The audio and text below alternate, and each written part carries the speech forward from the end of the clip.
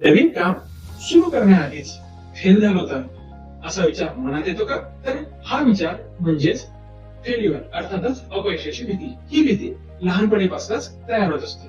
जेव्हा सतत परफेक्ट राहण्याचा दबाव दिला जात असेल किंवा परफेक्ट राहण्याच्या दडपणाखाली काम करत असेल, एक छोटस चुकी याच्यामध्ये वृद्धी करत असते. याचे खूप गंभीर परिणाम पाहायला मिळतात, जसे आत्मविश्वास घटणे, चिंता वाढणे, हातात आलेल्या संधी निसटून जाणे किंवा आलेल्या संधीचा पुरेपूर फायदा न घेता येणे. तर हे सुधारण्यासाठी एक छोटासा बदल खूप महत्वाचा ठरू शकतो. जेथे छोट्या छोट्या गोष्टींमध्ये मिळालेलं यश साजरं करायला शिका. स्वतःच्या मनाला सांगा की अपयश ही यशाची पहिली पायरी आहे.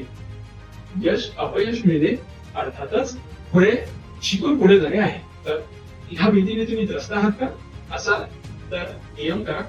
आपण मिळून तुमचा आत्मविश्वास वाढवू व याच्यातून तुम्हाला बाहेर पडण्यास मदत करू.